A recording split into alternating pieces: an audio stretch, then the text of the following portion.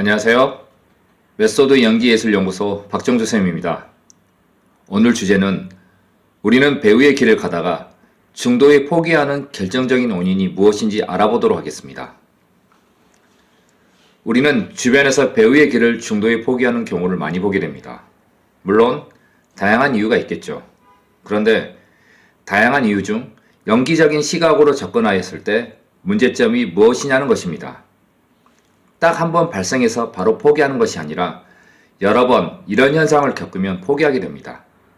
이런 상황이 왔을 때 인지하고 대체 능력을 기른다면 연기적인 이유로 포기하는 일이 낮아지지 않을까 생각합니다.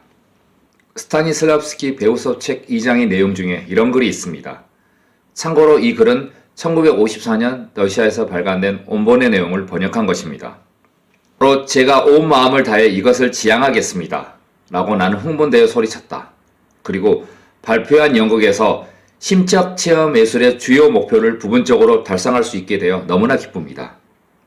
너무 일찍 앞서가지 마라 하고 토르초프는 내 열정을 식혔습니다. 그렇지 않으면 나중에 가장 끔찍한 환멸을 경험할 것이다.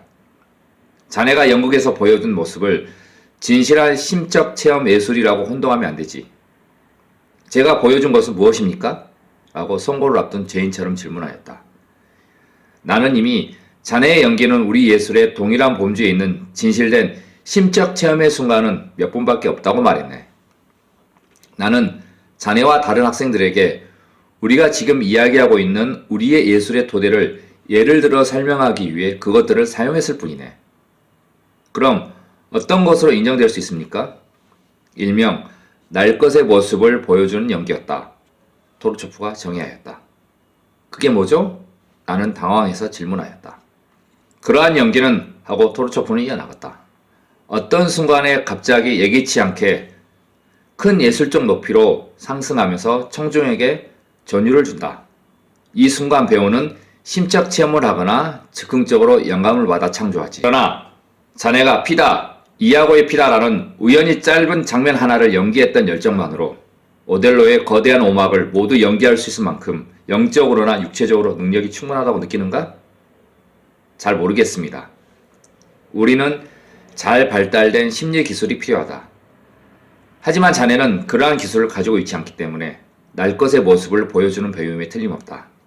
날 것을 보여주는 배우는 자네와 마찬가지로 하나의 영감에 의존한다. 만약에 그런 날 것이 나오지 않으면 그들이나 자네는 연기의 틈새를 메울 것이 없으며 비어있고 심적 체험이 없는 연기만 있다. 따라서 연기할 때 스트레스를 받고 신경이 예민해지면서 완전히 예술적으로 무력화되어 우둔한 아마추어적 부자연스러운 연기를 하게 된다. 날 것의 모습을 보여주는 배우들은 자네와 같이 이 역할을 실행하는 그 순간 생명력을 잃고 과장되고 억지로 짠한 상태가 되는 것이다. 그래서 겨우겨우 하면서 상승의 순간이 오면 부자연스러운 연기로 교체가 되는 것이다. 이것을 우리는 연기 언어로 날 것을 보여주는 연기라 정의한다.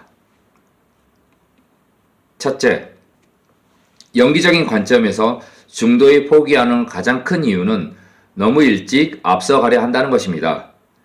시중에 나와 있는 배우 수업의 책의 내용에는 서두르지 마라라고 번역되어 있습니다. 일명 빨리빨리겠죠. 너무 일찍 앞서가려 하거나 서두르면 나중에 정말 끔찍한 한면의 맛을 보게 되고 중도에 포기할 수밖에 없습니다. 연기 수업 중 만족할 만한 연기적 모습이 나왔고 선생님의 칭찬도 받았습니다. 하지만 그 모습을 자신의 진정한 실력이라고 인정하지 말라는 것입니다. 그건 실력이 아니라 우연이라고 생각해야 합니다. 왜냐하면 대부분 잘 발달된 심리 기술이 없기 때문이죠. 연기를 하다 보면 나도 모르게 감정적으로 상승하여 좋은 연기를 보일 때가 있습니다. 그 순간 실력이 성장하였다고 미리 앞서가면 안 됩니다. 그런 모습이 기술적으로 나오기 위해서 끊임없이 연습하고 노력하는 것입니다. 연습하는 순간 좋은 모습이 나왔다 하더라도 그게 바로 실력으로 이어지는 것이 아니라는 것이죠.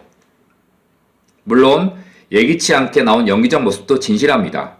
하지만 그것을 연기 예술로 인정해주지 않습니다. 그것은 우연이기 때문입니다.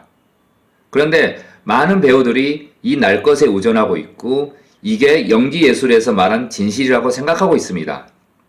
날 것을 보여주는 것이 우리가 지향하는 연기가 아닙니다. 배우의 길을 중도에 포기하는 두 번째 이유는 바로 이런 날 것의 연기를 하려고 하기 때문입니다. 예를 들면 소위 연기 훈련이라는 목적으로 선생님들이 수업 시간에 학생들에게 수치심을 느끼게 하여 감정을 끌어내려고 하는 경우가 있습니다. 혹은 진짜로 학생들의 뺨을 때려 정말 화가 나게 만들어서 감정을 끌어내는 경우도 있고요.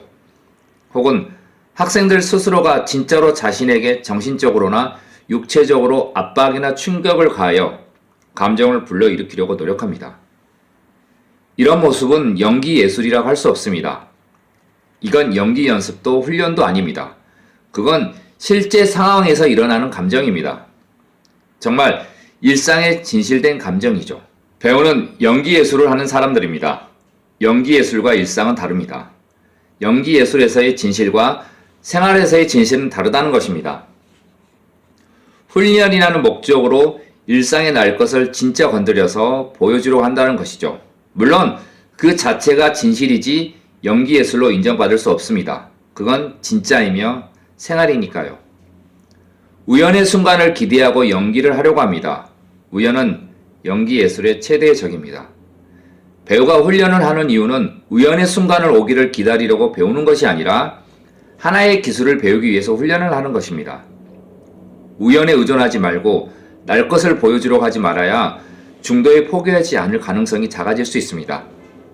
왜냐하면 우연과 날 것을 보여주려고 노력하면 연기적 성장은 이루어지지 않기 때문입니다. 그래서 성장하지 않는 자신의 연기적 모습에 한멸을 느껴서 중도에 포기할 수밖에 없죠. 훈련과 연습의 목표는 우연이 아니라 나만의 연기술을 만들기 위해서입니다. 연기는 우연에 의지하는 예술이 아니다. 확고한 기술을 개발해야 합니다. 오늘은 여기까지. 좋아요, 구독 많이 눌러주세요. 감사합니다.